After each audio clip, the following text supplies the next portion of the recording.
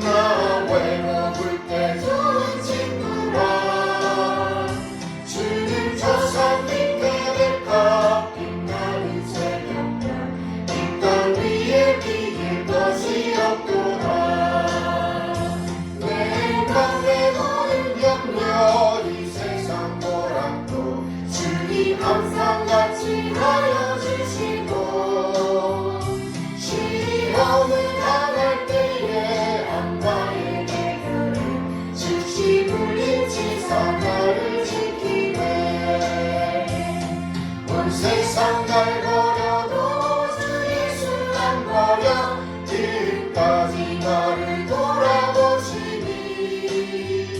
주는 저 산 밑에 백합 빛나는 새벽별 이 땅 위에 비길 것이 없구나. 내 마음을 다하여서 주님을 따르면 길이 길이 나를 사랑하리니 물불이 두렵지 않고 참동도가 없네. 주님 높은 산성 내 맘 되시라. 내 영혼 먹이시는 그 은혜 누리고 나아지니 주를 뵙기 원하네. 주는 저 산 밑에 백합 빛나는 새벽별 이 땅 위에 비길 것이 없구나.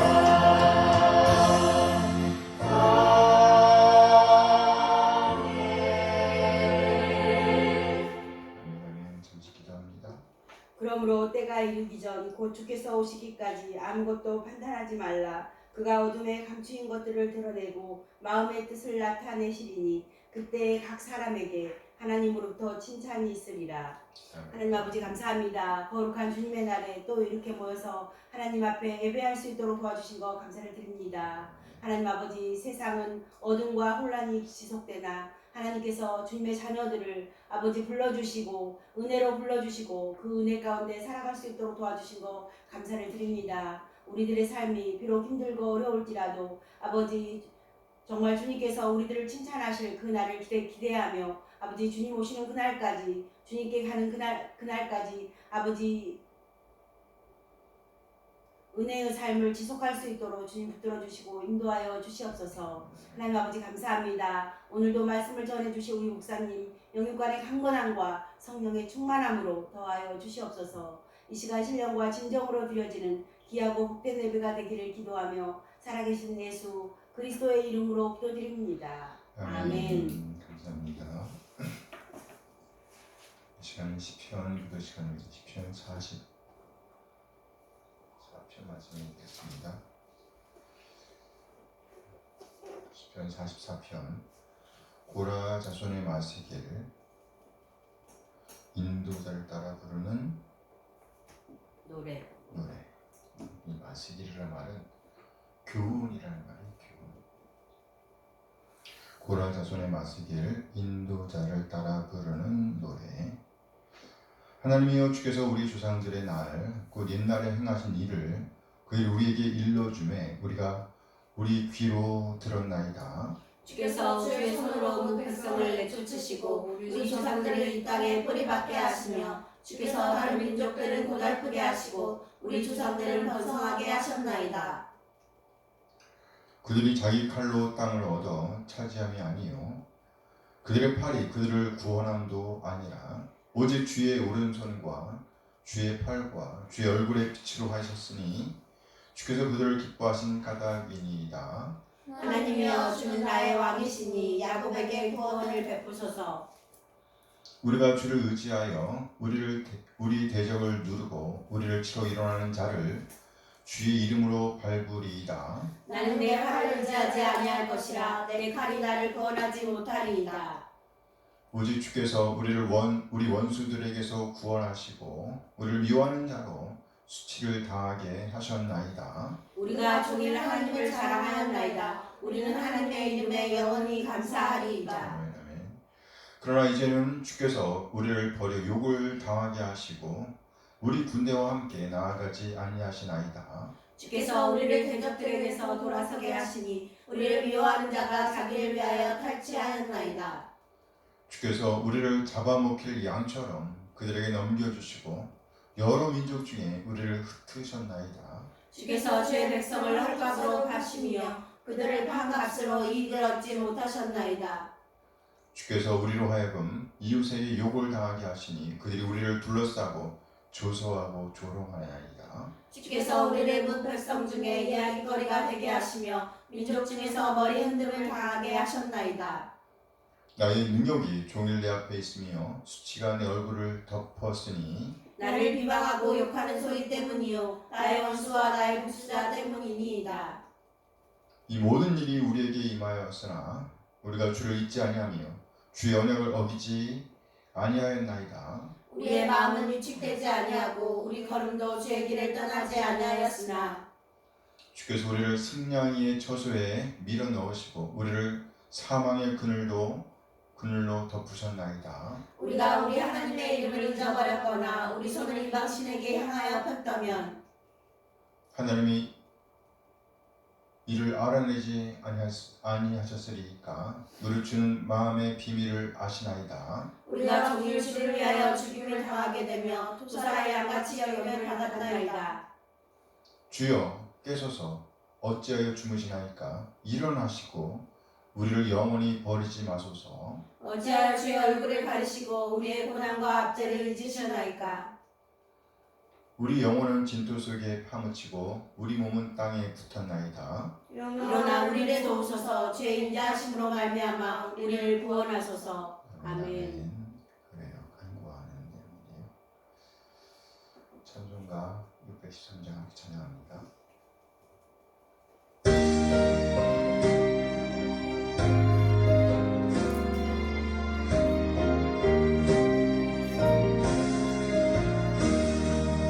사랑의 주 하나님 우리 삶을 주관하시니 말씀으로 우리에게 영원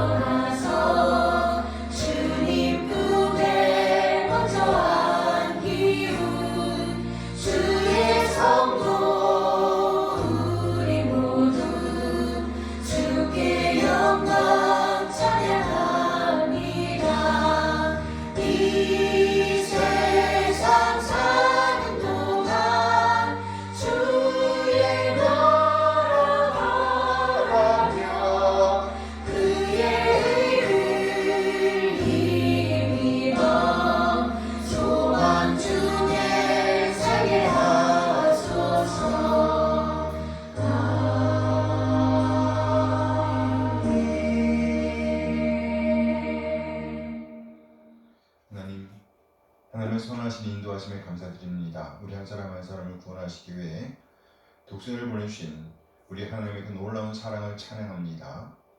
그리고 아버지 하나님의 뜻에 따라 진우리 한 사람 한 사람을 죄와 사망에서 구원하시기 위해서 낮아지시되 완전히 낮아지신 우리 주님, 그와 같은 내 진리의 말씀으로 우리를 낳아주신 우리 주님 예수 그리스도의 다없는 은혜에 감사드립니다. 독생을 내오신 우리 한 놀라운 사랑과 예수님의 은혜를 깨닫게 하심으로 우리를 하나님의 자녀로 거듭나게 하신 성령 하나님 인도하심을 찬양합니다. 아멘. 하나님의 놀라운 사랑과 은혜 인도하심에 감사하여 우리 자신의 삶을 드리고 헌물을 드리고 시간을 드리고 또 우리의 몸과 마음을 드립니다. 우리의 마음과 시간과 헌물을 하나님께 드릴 수 있도록 우리를 초청하신 하나님을 찬양합니다. 아멘. 죄에 얼룩진 우리 한 사람 한 사람을 위해 우리의 회복을 위해 놀라운 계획을 세우시고 놀라운 구원을 성취하신 삼위 하나님을 찬양합니다.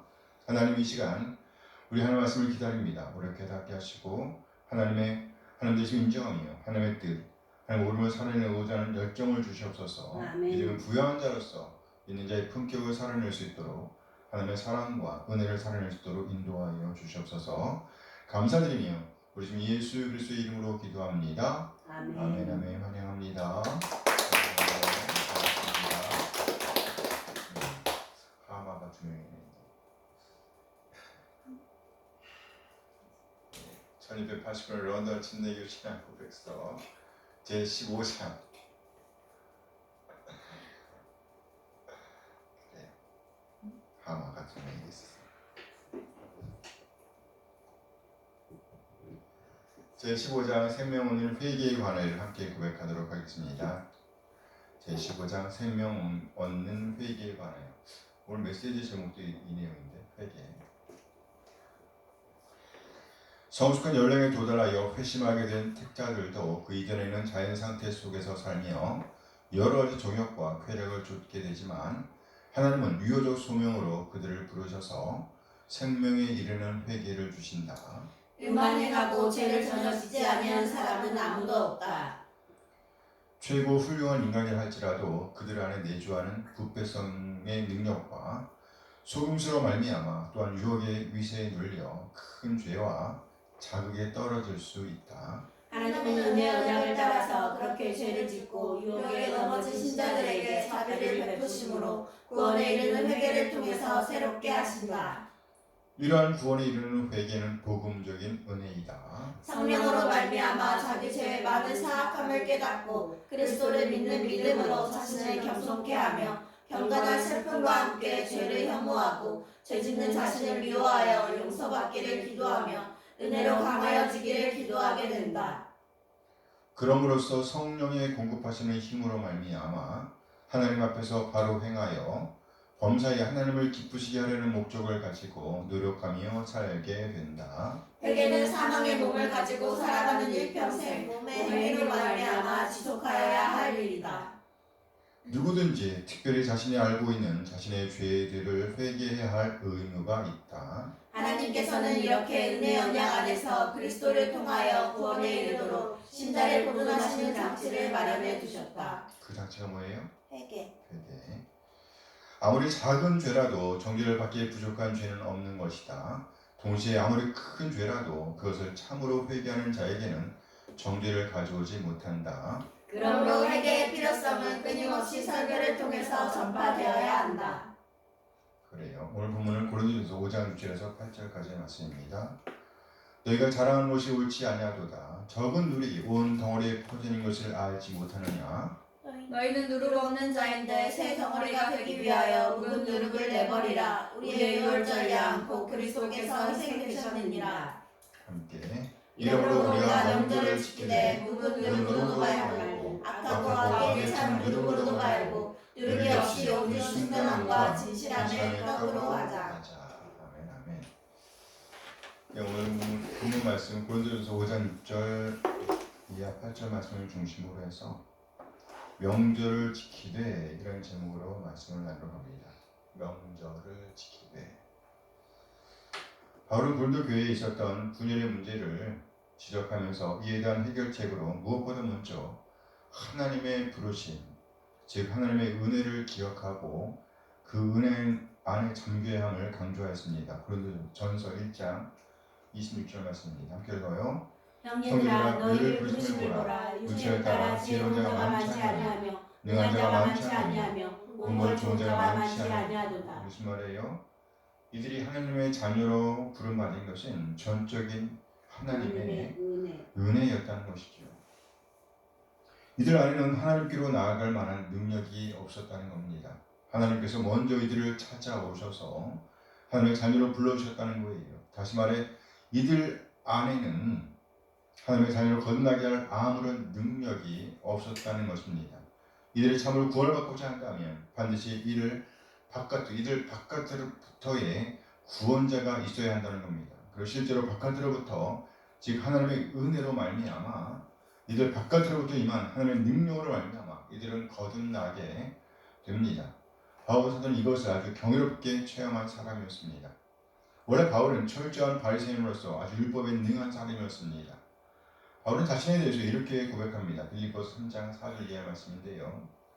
사실 육체적으로 보면 나 스스로를 믿을 수도 있습니다. 이 세상 어느 누구보다도 인간적인 조건을 더욱 많이 갖춘 사람이 바로 나입니다. 바울의 고백이에요. 나는 태어난 지 8일 만에 할례를 받았습니다. 이스라엘 민족 중에서도 베냐민 지파의 자손이며 히브리인 중에서도 히브리인입니다. 모세율법은 내 인생의 안내자 역할을 하며 나는 율법을 가장 엄격히 지키는 바리새인이 되었습니다. 율법을 지키는 것에 너무나 열심이었으므로 교회를 핍박하기까지 하였습니다. 내가 모세율법을 지키고 따르는 데 있어서는 그 어느 누구도 허점을 찾을 수가 없을 정도였습니다. 그때는 이 모든 것이 내게 너무나 소중하고 가치 있는 것들이었습니다. 이 모든 사실에 근거하여 바울은 도저히 예수님께서 그리스도이심을 믿을 수가 없었습니다. 예수님을 구세주와 주님으로 믿을 수가 없었습니다. 이 사람 바울은 예수님께서 먼저 찾아오시지 않았다고 하면 절대로 거듭날 수가 없었던 사람이었습니다. 하나님의 자녀가 될 수 없었던 사람이었습니다. 이것을 아시고 예수님께서 먼저 이 사람 바울에게 찾아오셨습니다. 이는 고린도 교인들에게도 동일한 사건이었습니다. 물론 우리 한 사람 한 사람에게도 동일한 사건이죠. 하나님께서 먼저 우리를 찾아오시지 않았다고 하면 우리도 역시 하나님의 자녀로 거듭날 수가 없었습니다. 예수를 만난 이후 바울의 고백은 이것입니다. 빌립보서 4장 7절 8절. 그러나 예수 그리스도를 만난 이후 그 모든 것이 아무 쓸모없는 것임을 알았습니다. 8일 만에 할례를 받았다는 것, 이제 아무 의미가 없었다는 거예요. 이스라엘 민족 중 베냐민 지파의 자손이라는 것, 별 의미가 없었다는 겁니다. 히브리인 중에 히브리라는 것이 이제는 아무런 가치가 없었다는 거예요.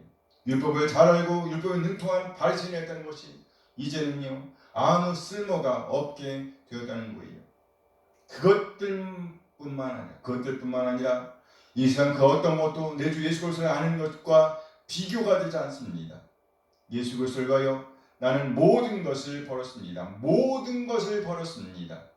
모든 것이 쓰레기처럼 아무런 가치가 없다는 것을 이제 압니다. 이로써 나는 그리스도를 알게 되었습니다. 이 얼마나 놀라운 감격의 고백인지요. 이제 그의 가치관은 완전히 예수님 중심으로 바뀌게 된 거예요. 온통 하나님의 은혜로 가득 채워져 있었습니다. 사실 고린도 교인들도 역시 그런 감격을 소유하고 있었습니다. 그러나 바울 사도는 이렇게 말한 거예요. 형제들아 너희를 부르심을 보라. 고린도 1장 26절. 형제들아 너희를 부르심을 보라. 육체를 따라 지혜로운 자가 많지 아니하며 능한 자가 많지 아니하며 문벌 좋은 자가 많지 아니하더라. 형제들아 너희를 부르심을 보라. 먼저 우리를 찾아오셔서 우리 한 사람 한 사람을 구원하신 하나님의 구원을 기억해 보라는 거예요. 고린도 교인에 있었던 그 분열의 문제를 해결하기 위해서 반드시 하나님의 이 부르심을 먼저 기억해야만 했습니다.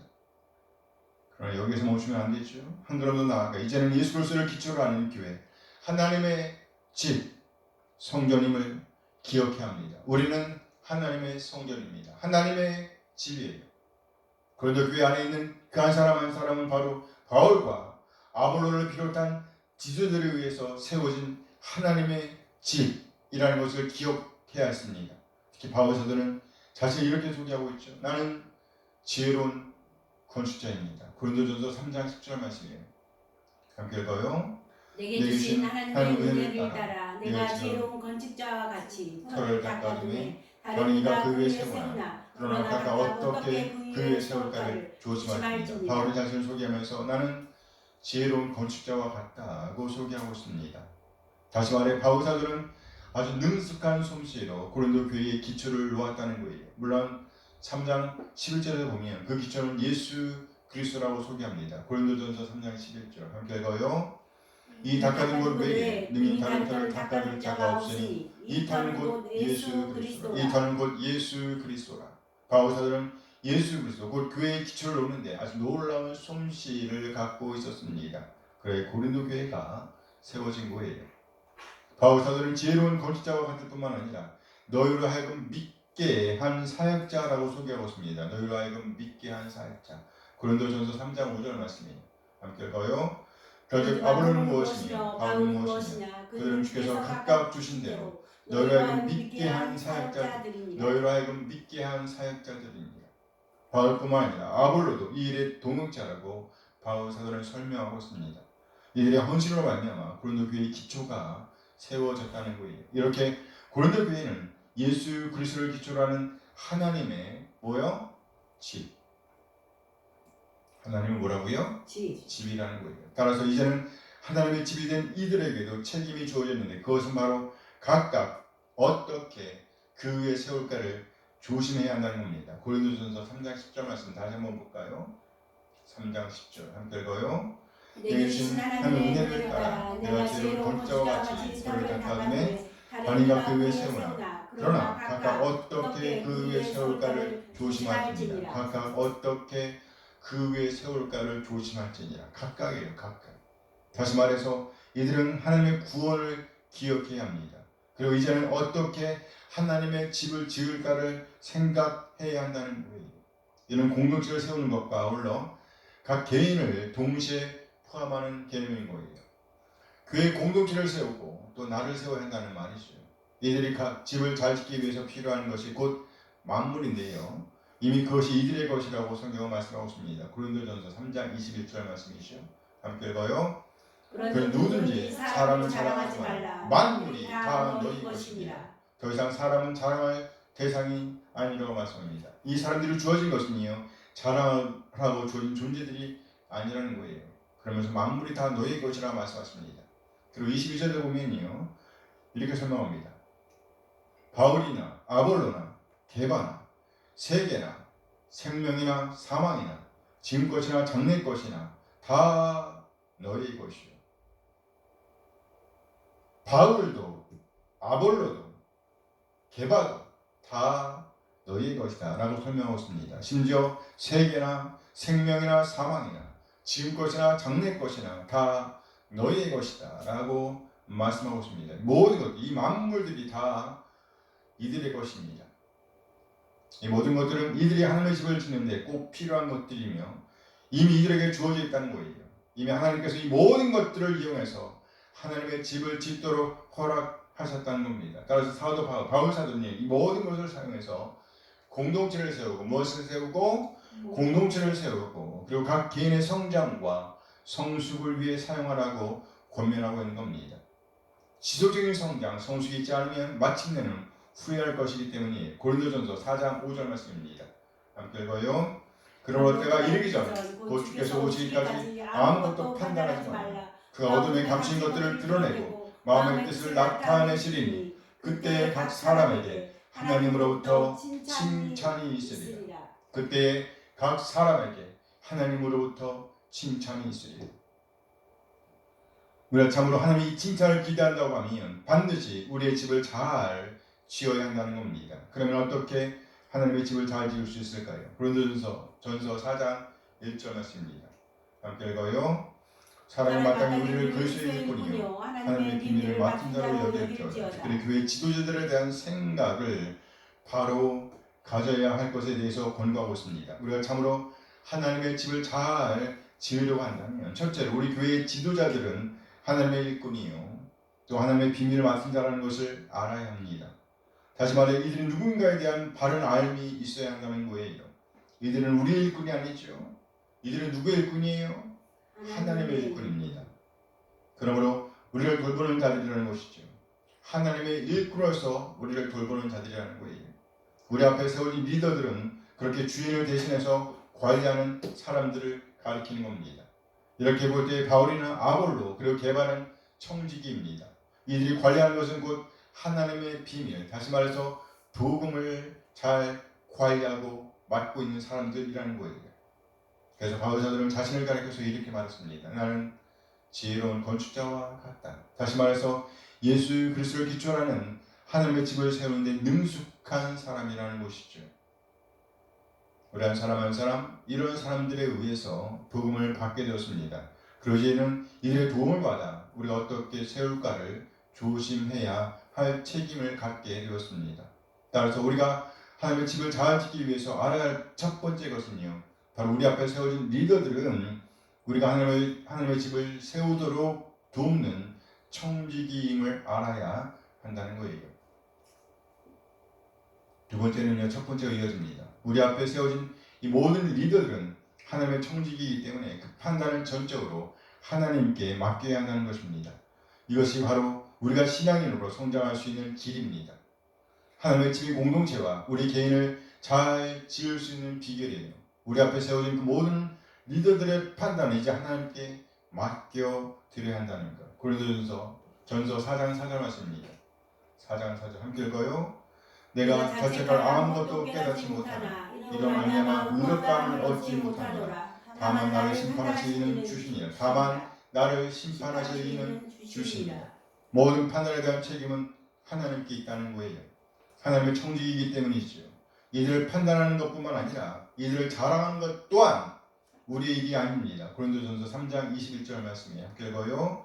그러니 누구든지 사람을 자랑하지 말라. 만물이 다 너희 것입니다. 그런즉 사람을 자랑하지 말라. 누구든지 어떤 사람도 사람을 자랑해서는 안 된다는 거예요.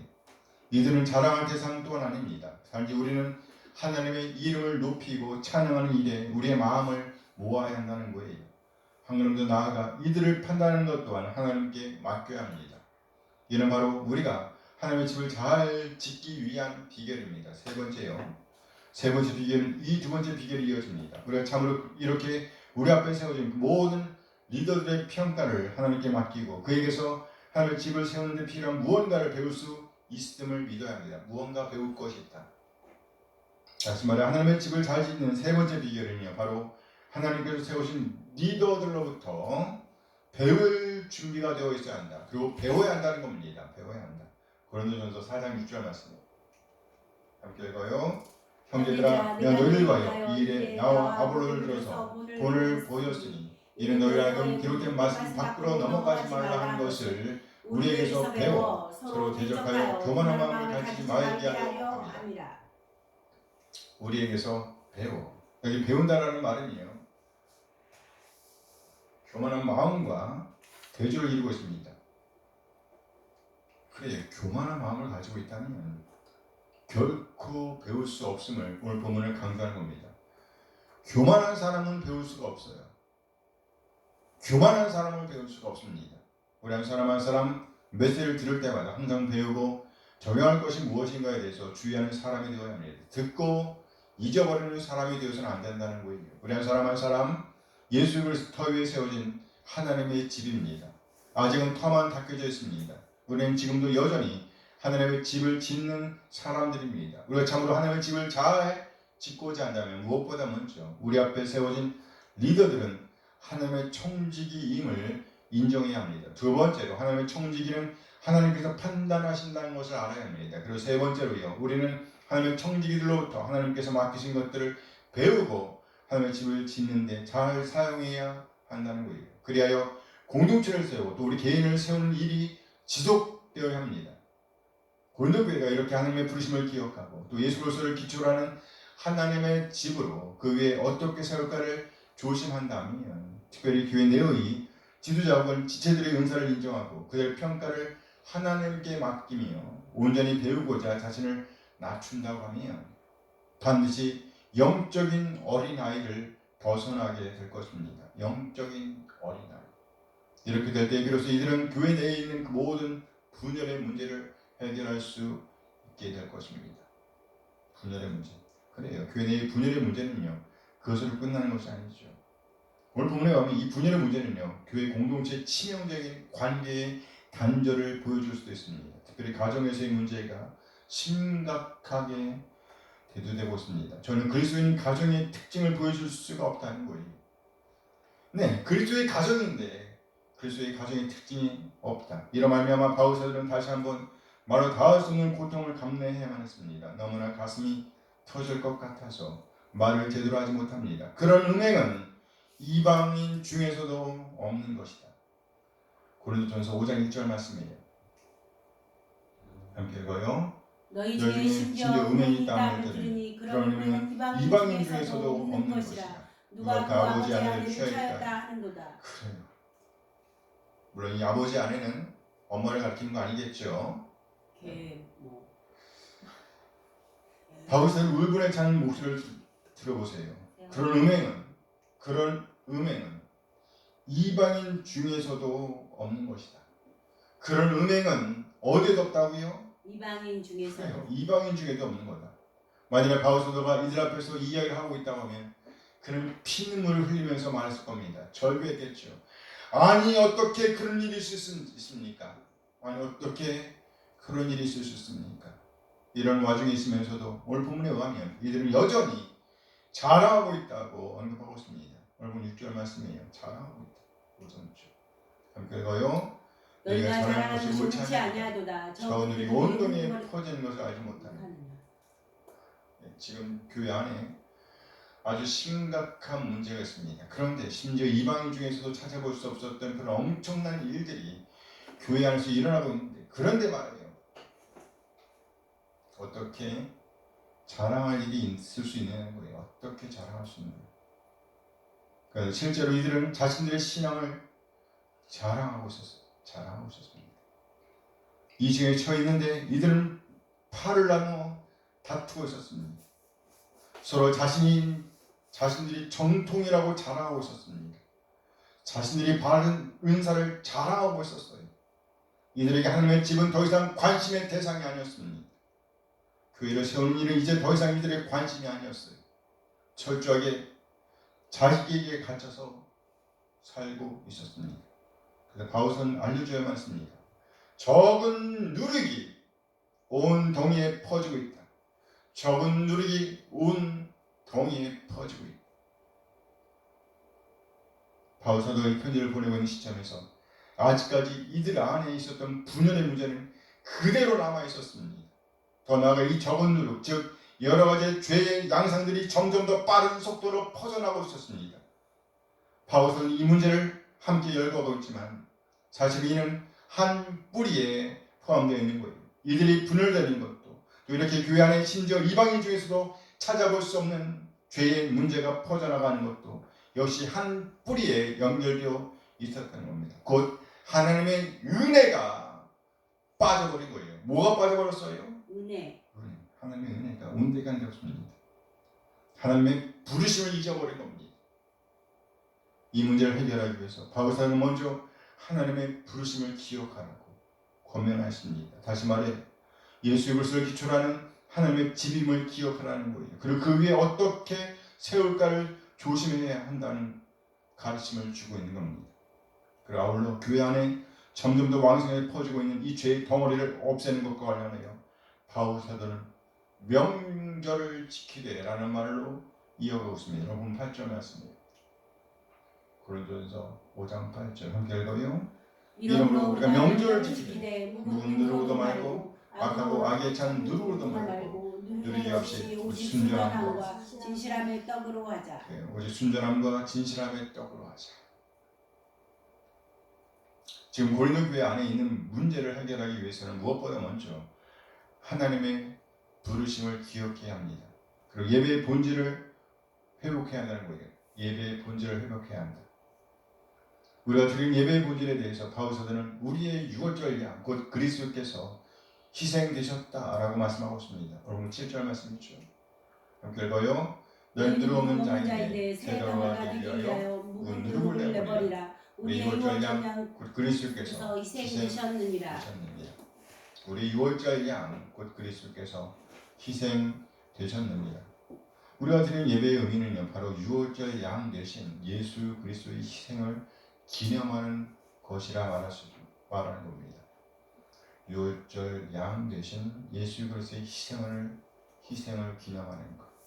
물론 이것은 예수님의 죽으심과 장사 지내심 그리고 부활하심까지를 포함하는 개념입니다. 부활, 승천까지, 승기까지 다 포함하는 개념이라고 할 수 있어요. 유월절 의미가 무엇인가요? 유월절, 이는 넘어갔다는 거죠. 넘어갔다. 넘을 유, 넘을 월자, 유월.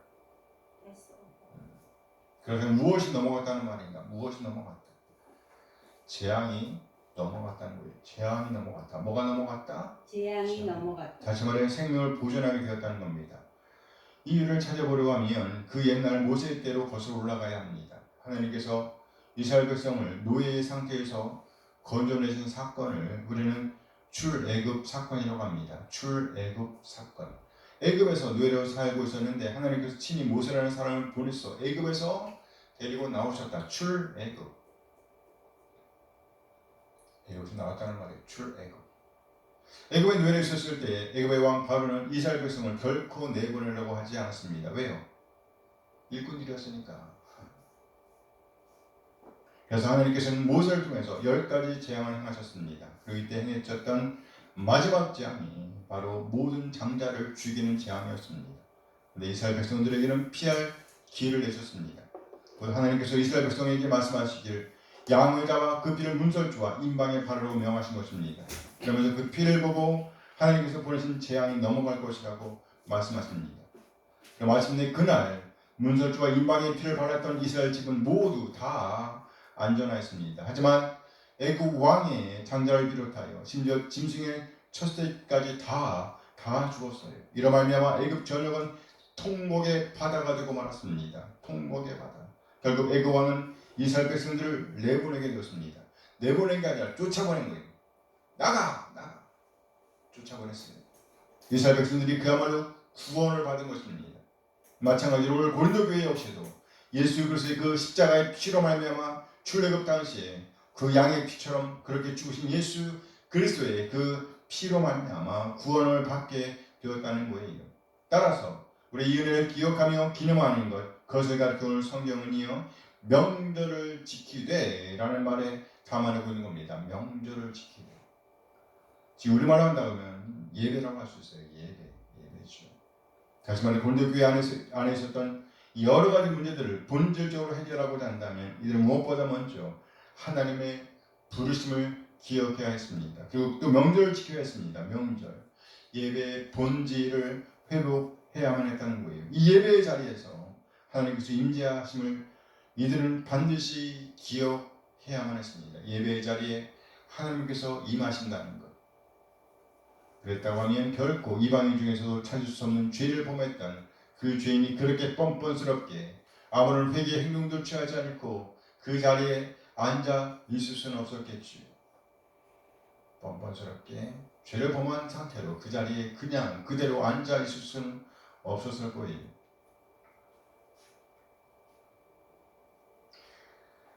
다음은 두려움이라는 책의 실려는 존 비비어 목사님의 간증을 소개하려고 합니다. 존 비비어 목사님인데요. 1990년 초 하나님 나의 소명이 전국 각지를 돌아다니면서 하나님의 말씀을 전하는 것임을 확신시켜 주셨습니다. 수련 사역을 한 지 얼마 지나지 않아서 나는 몇 년 전에 하나님이 들려주셨던 교훈을 확실히 이해하게 되었습니다. 한 번은 어느 교회에서 수요일 저녁부터 집회를 인도하기 시작했습니다. 그런데 성령 하나님께서 강력히 역사하셔서 해방과 치유와 구원의 기적이 일어났습니다. 하나님 매일 저녁 우리가 드리는 예배에 임재하셨습니다. 첫 주에는 뉴에이지 운동에 몰두해 있던 한 여성이 극적으로 회심하는 일이 일어났습니다. 그 사건으로 인해 집회는 성령 하나님의 역사가 일어났고 반경 170km 이내의 사람들이 집회에 몰려들었습니다. 170km면 얼마큼 뭔지 아세요? 요 대전까지의 거리가 몇 킬로예요? 30? 120. 그러니까 170은 멀죠? 175인 반경에 있는 사람들이 다 몰려들었단 말이에요. 그 교회 담임 목사님은 말씀하시길 예정대로 집회를 한 주간만 하고 마칠 수는 없습니다. 하나님은 우리에게 더 많은 은혜를 베풀기 위해 준비하고 계십니다. 라고 하셨습니다. 그 말에 동의한 나는 집회를 계속 인도했습니다. 예배 때마다 하나님의 말씀이 강물처럼 흘러넘쳤습니다. 성령 하나님의 은사가 나타났습니다. 둘째 주 화요일 저녁 나는 설교를 하다가 찬양대 속에 앉아있는 25명의 찬양대원을 쳐다보면서 이렇게 선포했습니다. 거기 앉아 계신 분들 중에 죄를 지은 사람이 있습니다. 그 사람이 회개하지 않으면 하나님께서 그의 죄를 드러냈을 것입니다. 이같이 선포하고 나서 나는 마음속으로 이 말씀이 누구에서 나온 것인지 곰곰이 생각해 보았습니다.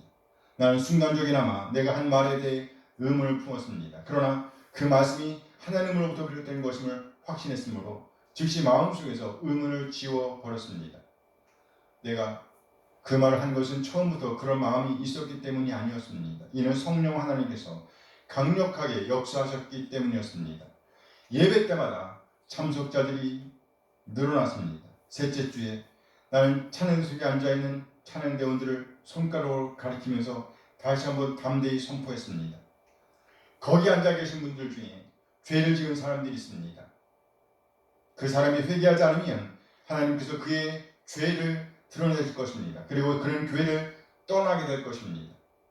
나는 하나님이 내게 주신 권위를 정당하게 행사하고 있음을 확신했습니다. 하나님이 하나님의 교회에서 죄를 제거하고 계시는 주님을 알았기 때문에 이번에는 내가 선포한 말에 대해 전혀 의문을 품지 않았습니다. 다음날 저녁 담임 목사님과 내가 당회장실에서 예배 준비를 하고 있을 때 장로님 한 분이 들어오더니 찬양대원들이 부르등에 있는 것 같다고 말했습니다. 그러자 담임 목사님은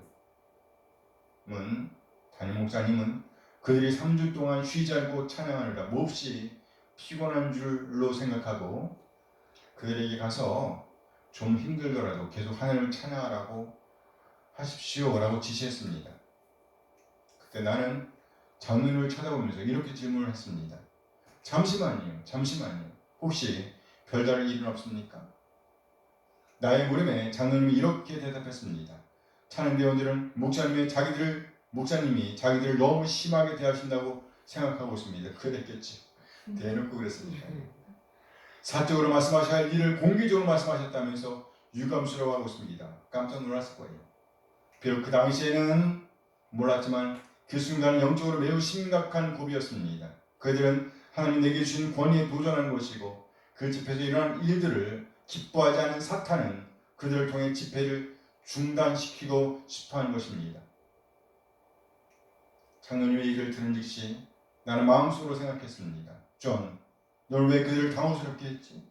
손가락으로 그들을 가리키지 않고서는 그런 말을 할 수 없었을까? 지금 교인들은 찬양대 속에 앉아있는 찬양대원들 가운데 누가 죄를 지었는지 추측하느라 바쁘다. 아무래도 그런 죄를 지은 사람이 없으면 어쩌지? 아무도 그런 죄를 저지른 사람이 없으면 어쩌지? 설령 죄를 지은 사람이 있다 하더라도 누구인지 끝까지 드러나지 않으면 어떻게 할까? 교인들은 계속해서 찬양대원들을 불신할 테니 그들은 계속 고통당하고 교회는 혼란에 빠지겠지. 너는 이 교회에 유익을 끼치기는커녕 도리어 해를 끼친 것이 아닌가? 그렇다면 너는 오명을 쓰고 이것을 떠나야 할 것이다. 마음속에 이런 생각이 들었다는 말이죠. 이런 생각이 계속 나를 괴롭히자 두려움이 엄습했습니다. 도대체 내게 무슨 일이 발생하는 것인가? 사람들의 위협이 나의 초점을 흐리게 하는 것입니다. 그래서 나는 계속 기도하면서 날 위협하는 세력을 쳐부수기 시작했습니다. 지금 1시간 15분 동안 하나님 내게 주신 말씀을 전했습니다. 설교를 마치자 전 교인의 3분의 2가 사탄의 위협을 물리치고 자유함을 얻기 위해 강대상 앞으로 나왔습니다. 그날 저녁 예배는 영적 부흥의 불길이 타오르는 은혜에 충만한 시간이 되었습니다. 하나님은 채 한 주가 지나기도 전에 찬양대원들의 죄를 드러내기 시작하셨습니다. 베이스 기타 연주자가 예배를 마치고 나서 술을 마신 것이 발각되었습니다. 찬양대원 중 한 사람은 교회 내의 젊은 여성과 불륜 관계를 맺고 있었습니다. 결국 베이스 기타 연주자는 교회를 떠났습니다. 그리고 다른 찬양대원은 회개하고 하나님과의 관계를 회복했습니다. 얼마 후 찬양대 지휘자와 일부 찬양대원들이 교회 안에서 분열을 야기하더니 교회를 떠나 버렸습니다. 알고 보니 찬양대 지휘자는 다른 남자와 바람을 피우고 있었고 결국 1년이 지나지 않아 남편과 이혼하고 말았습니다. 흥미롭게도 그들은 내가 자신들을 너무 심하게 대한다고 불평했던 바로 그 사람들이었습니다.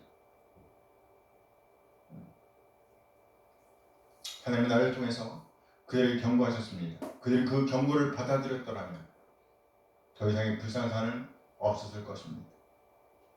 나는 그 후에 우리 교회를 정결케 하셨으므로 나는 그 후에 이 교회를 2번이나 더 방문했는데 예전보다 단합되어 있는 교인들의 모습을 볼 수 있었습니다. 담임 목사님은 내게 그 이유에 대해서 이렇게 설명해 주셨습니다. 하나님께서 우리 교회를 정결케 하셨으므로 온 교인이 영적으로 강해졌습니다. 이제 우리가 드리는 찬양과 예배는 그 어느 때보다 신령하답니다. 담임 목사님은 지난번에 문제가 되었던 교회 내의 분열과 갈등은 이제 완전히 사라졌다는 얘기도 하셨습니다. 하나님을 찬양할지어다. 할렐루야. 아멘. 이렇게 하나님의 부르심을 기억하고 또한 하나님께 드리는 예배의 본질을 회복하는 것이 곧 고린도 교회에 점점 더 왕성하게 퍼지는 그 분열의 문제 및 죄악의 문제를 해결하는 열쇠라는 거예요. 열쇠. 오늘 본문은 명절을 지키는 것과 관련해서 크게 두 가지를 강조하고 있습니다.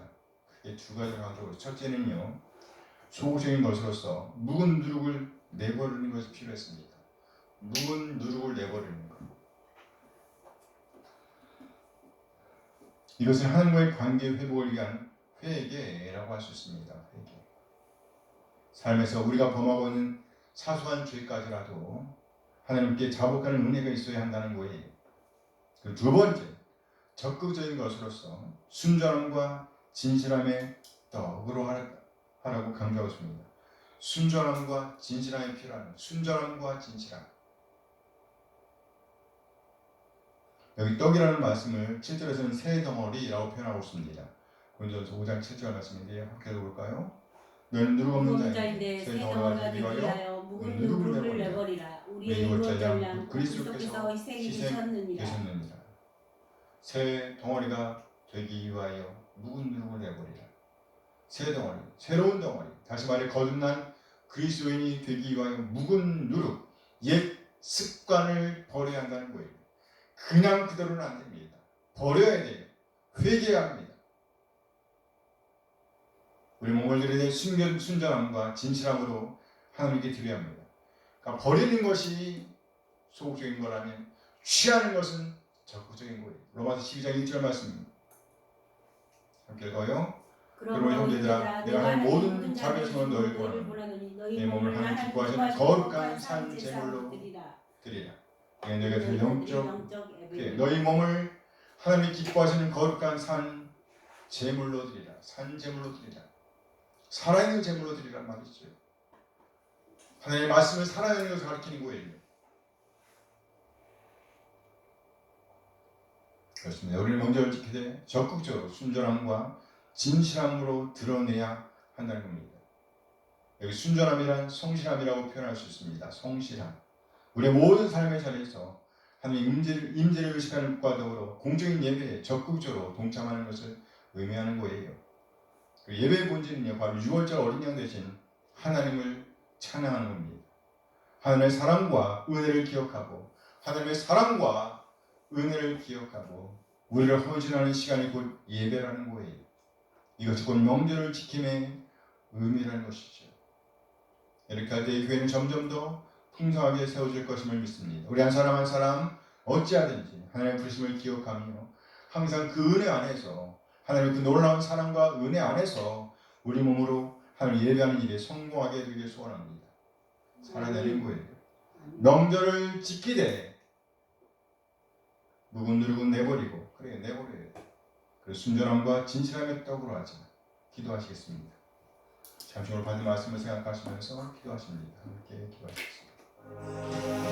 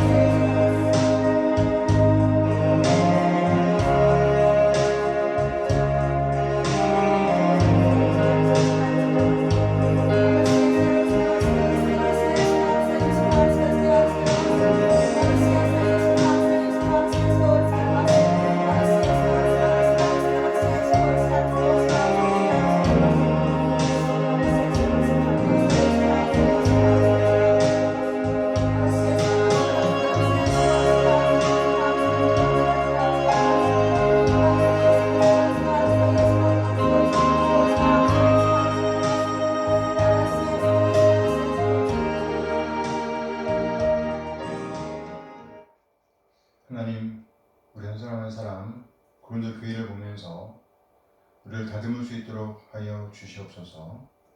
무엇보다 우리에게 있는 조그마한 죄라도 회개하며 하나님께 나오게 하옵소서. 아멘. 그리고 온 마음과 뜻과 정성을 다하여 하나님을 찬양하게 하옵소서. 아멘.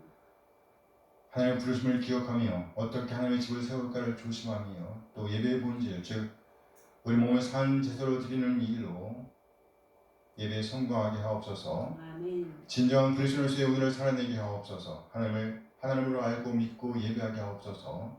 어떤 우상도 만들지 않게 하옵소서. 하나님의 이름에 먹칠하는 인생이 아니라 하나님의 이름을 영원롭게 하는 오늘을 살아내게 하옵소서. 우리 주인을 거룩하게 구별하여 지켜내게 하옵소서. 무엇보다도 예수님을 구세주와 주님으로 왕으로 모시고 조그만 죄라도 회개하고 돌이켜서 하나님 나라를 지향하는 가운데, 한 나라를 소망하는 가운데, 한 나라의 백성으로서 오늘을 살아내게 하옵소서. 우리 주 예수 그리스도의 이름으로 기도합니다. 아멘. 아멘. 제가 찬양을 드리겠습니다.